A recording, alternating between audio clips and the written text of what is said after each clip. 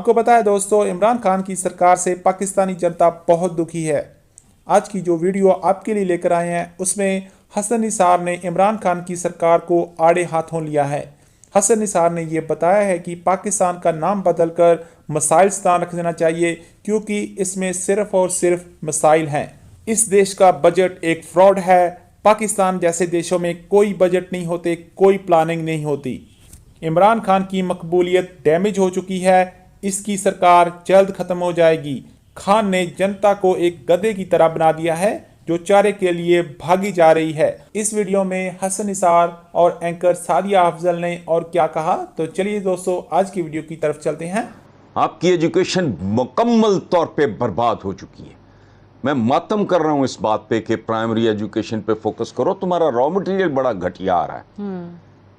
अच्छे से अच्छा तरखान भी एक दीमक ज़दा लकड़ी का क्या कर लेगा। एक जंग ज़दा लोहे से कोई लोहार होगा वो क्या करेगा।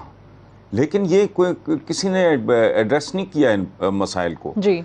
इस मुल्क का साबिक गवर्नर स्टेट बैंक किताब लिखता है और उसका नाम, ये इस गवर्नमेंट से पहले की बात है, उसका नाम रखता है गवर्निंग द अनगवर्नेबल।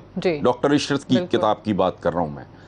तो जिस मुल्क में ऑब्वियस किस्म के मसाइल सामने नजर आने वाले, वो हल करने की एबिलिटी या नीयत नहीं है, अहलियत नहीं है, मैं इस पे कमेंट नहीं करना चाह रहा। ये भी मुनासिब नहीं है जो जिस तरीके से मिसाल के तौर पे इस बजट को ले लीजिए, जो इसमें बताया गया कि बहुत सारे अहदाफ, बहुत सारे टारगेट्स इसलिए पूरे नहीं हो सके कि सारे का सारा मलबा जो है वो कोरोना पे डाल दिया। जो आपने कहा वो बिल्कुल सही है कि वो प्री कोरोना जो सिचुएशन थी या जो आपके टारगेट्स थे तब भी तो अचीव नहीं हो पा रहे थे, तब भी आवे का आवा इसी तरीके से बिगड़ा हुआ नजर आ रहा था। देखें, मैं नहीं सादिया, यहाँ थोड़ा सा आप सादगी कर गए हो। मेरा प्रोमो साल हा साल से चल रहा है, सुना होगा आपने। वो चलता रहता है वो, और वो कुछ साल पुराना, 2 साल पुराना, 3 साल पुराना नहीं है, जब से मैं प्रोग्राम कर रहा हूँ चल रहा है। उसमें एक जुमला है कि इस मुल्क का हर बजट एक फ्रॉड है। बिल्कुल बिल्कुल, ये एक रस्मी कार्रवाई है, ये एक रस्मी कार्रवाई है, एक रस्म है जो पूरी की जाती है इस मुल्क में। और बजट कहाँ होता है? आमदनी आपकी कुछ है, अखराजात आपके कुछ हैं, कर्जे आपके आसमानों को छू रहे हैं। तो बजट बना के क्या कर रहे हो आप बाजीगरी कर रहे हो। एक फॉर्मेलिटी है, ये एक कार्रवाई है जो आप कर रहे हो। You are bound to do it. सही। साल में एक महीना ऐसा होता है जिसमें आपने ये कारीगरी दिखानी होती है। और बजट कौन सा? ये मुझसे लोगों ने पूछा पिछले दिनों, तो मैंने कहा यार आप सब्र करो थोड़ा। महीने 1.5 महीने में घर आके आपको बता देगा मैं कैसा हूं। बिल्कुल। हम जैसे मुल्कों में बजट शजट कोई नहीं होते, जगलरी है। It is just a formality. ये जगलरी है, एक फॉर्मेलिटी है। अभी भी तो कह दिया गया कि ये एक Mohammad Ali tax free budget है, आवाम के लिए कोई टैक्सेस नहीं यार, रिडिकुलस। ये मैं बड़ी एक एकेडमिक किस्म की बात कर रहा हूं। जैसे पिछले कुछ अरसे से मैंने एक बात करनी शुरू की है कि ये बिल्कुल मसाइलिस्तान में तब्दील हो चुका है ये मुल्क।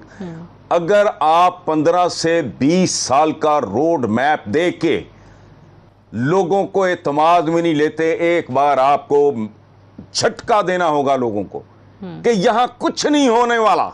कि हम कहते हैं ना कि ट्रैक पे चल रहा है मामला, हमारे यहां ट्रैक चोरी हो चुका है। ये जो आके ख्वाब फरोशी शुरू हो जाती है ना कि यूं कर देंगे, मुंह कर देंगे, इतने घर बना देंगे, नौकरियां, वो कैसे भाई? होमवर्क तुमने किया नहीं, मुल्की हालात सामने हैं, मतलब किसको कितना बेवकूफ बनाया जा सकता है। ये कोई रॉकेट साइंस नहीं, कोई अकल की बात नहीं, कोई दानिश की बात नहीं मैं कर रहा। ये मुल्क कोई आए और कहे कि 5 साल की मेरी टर्म पूरी होगी और जब मैं जाऊंगा तो हर चौक से यहाँ दूध के और शहद के चश्मे उबल रहे होंगे। रिडिकुलस बात है। अभी कल मुझे एक बहुत वो चूंकि बहुत सीनियर गवर्नमेंट फंक्शनरी, में नाम नहीं लूंगा जी, को बात हुई। उन्होंने कहा जी कि इमरान की मकबूलियत डैमेज हुई है, पीटीआई की खत्म हो गई है। तो 15 साल, जब मैं कह रहा हूं कि 15 से 20 साल का रोड मैप और लोगों को एतमाद में लो, उनको ज़हनी तौर पे, फिक्री तौर पे, जज्बाती तौर पे तैयार करो, ये लोगों की एजुकेशन भी होगी। तो वो कौन कर सकता है? Do I have to answer this question?